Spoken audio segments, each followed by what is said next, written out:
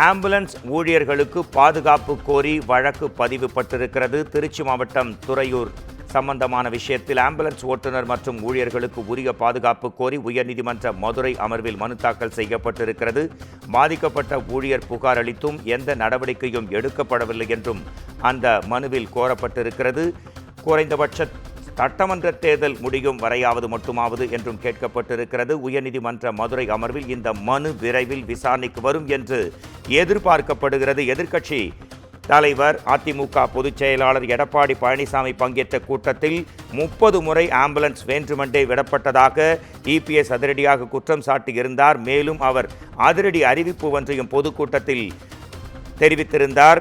ஆம்புலன்ஸில் யாரும் இல்லாமல் வந்தால் ஆம்புலன்ஸ் ஓட்டுநரே அந்த ஆம்புலன்ஸில் அனுப்பப்படுவார் என்றும் அதிரடி கருத்தை தொடர்ந்து தற்போது ஆம்புலன்ஸ் தொடர்பான பிரச்சனை பரபரப்பாக பேசப்பட்டு கொண்டிருக்கிறது. இது குறித்து நமது குமுதம் செய்தியாளர் கோவிந்தராஜ் தரும் உடனடி தகவல்களை கேட்கலாம்.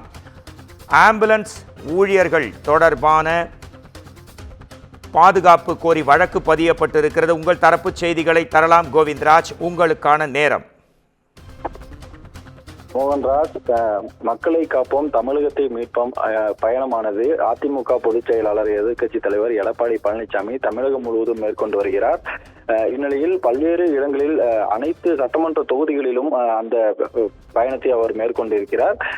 ஒவ்வொரு பகுதிக்கு செல்லும் பொழுதும் சுமார் ஆயிரக்கணக்கான தொண்டர்கள் அங்கு திரண்டு அவருக்கு உற்சாக வரவேற்பு அளித்து வருகின்றனர். தொடர்ந்து அங்கு அவர் நின்று உரையாடலும் செய்து கொண்டிருக்கிறார். இந்நிலையில் எதிர்க்கட்சி தலைவர் எடப்பாடி பழனிசாமி வேலூர் மாவட்டத்தில் அண்மையில் நடந்த இந்த பிரச்சார பயணம் நடந்தபோது அவர் பேசிக் கொண்டிருந்த போது திடீரென ஒரு ஆம்புலன்ஸ் ஆனது குறுக்கிட்டு கூட்டத்திற்கு உள்ளே வந்தது. அப்பொழுது அந்த ஆம்புலன்ஸில் யார் இருக்கிறார்கள் என்று பார்க்கவும் என அவர் அறிவுறுத்தினார். ஆனால் யாரும் இல்லை என்றும் அந்த ஆம்புலன்ஸ் வேண்டுமென்றே திமுகவினரால் அங்கு அனுப்பப்பட்டது என நேரடியாகவே குற்றம் சாட்டி அந்த ஆம்புலன்ஸ் வாகனத்தை திருப்பி அனுப்புமாறும் தொடர்ந்து இதுபோல் நடக்கக்கூடாது எனவும் அந்த கூட்டத்தில் அவர் அறிவுறுத்தியது அதிர்ச்சியை ஏற்படுத்தியது. இதனைத் தொடர்ந்து நேற்று திருச்சி மாவட்டம் துறையூர் பகுதியில் நடந்த இந்த பிரச்சார கூட்டத்தின் போது திடீரென ஒரு ஆம்புலன்ஸ் ஆனது உள்ளே நுழைந்தது. அதாவது எடப்பாடி பழனிசாமி அங்கு வருவதற்கு 1 மணி நேரத்திற்கு முன்பாக நடந்த சம்பவமாக இந்த சம்பவம் பார்க்கப்படுகிறது. அப்பொழுது உள்ளே வந்த ஆம்புலன்ஸை உள்ளே யார் இருக்கிறார்கள் என பார்ப்பதற்காக அந்த அதிமுக நிர்வாகிகள் மற்றும் தொண்டர்கள் ஆம்புலன்ஸை திறந்த போது உள்ளே யாரும் இல்லை. அதாவது அவர்கள் தரப்பில் அந்த கூட்டத்தில் தான் ஒருவர் மயங்கி இருக்கிறார், அவரை ஏற்றுவதற்காக வந்திருக்கிறோம், இங்கிருந்து தான் அழைப்பு வந்தது என அவர்கள் விளக்கம் கொடுத்தும் அதனை கேட்க மறுத்த அதிமுகவினர் மற்றும் தொண்டர்கள் அந்த ஆம்புலன்ஸ் ஓட்டுநரை தாக்கியதாகவும் கூறப்படுகிறது. தொடர்ந்து ஆம்புலன்ஸ் கண்ணாடிகளும் உடைக்கப்பட்டிருக்கிறது. இது குறித்து அவர்கள் மருத்துவமனையில் சிகிச்சை பெற்று வருகின்றனர்.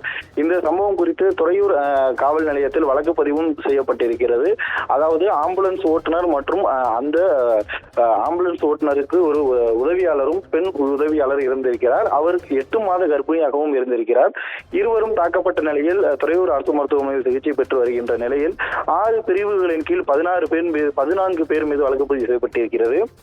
இந்த சம்பவத்திற்கு திமுக சார்பில் எடப்பாடி பழனிசாமிக்கு தொடர்ந்து கண்டனங்களை எழுப்பி வரக்கூடிய இந்த நிலையில் தொடர்ந்து ஆம்புலன்ஸ் அதாவது 108 ஆம்புலன்ஸ் ஓட்டக்கூடிய ஓட்டுநர்களுக்கு உரிய பாதுகாப்பு வழங்க வேண்டும் என வலியுறுத்தி தற்போது இந்த மதுரை அமர்வு நீதிமன்றத்தில் வழக்கு அதாவது மனுவானது கொடுக்கப்பட்டிருக்கிறது.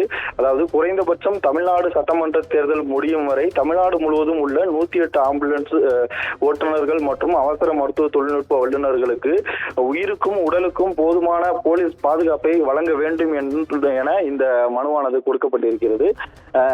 தற்போது இந்த ஆம்புலன்ஸ் ஓட்டுநருக்கு ஒரு உரிய பாதுகாப்பு வழங்க வேண்டும் என இந்த கொடுக்கப்பட்டுள்ள மனுவால் ஒரு பரபரப்பான ஒரு சூழல் ஏற்படுகிறது. இது குறித்த வழக்கு விசாரணை ஏற்கப்பட்டு விரைவில் விசாரணைக்கு எடுக்கப்படும் என எதிர்பார்க்கப்படுகிறது. கோவிந்தராஜ். நன்றி கோவிந்தராஜ், விரிவான தகவலுக்கு நன்றி.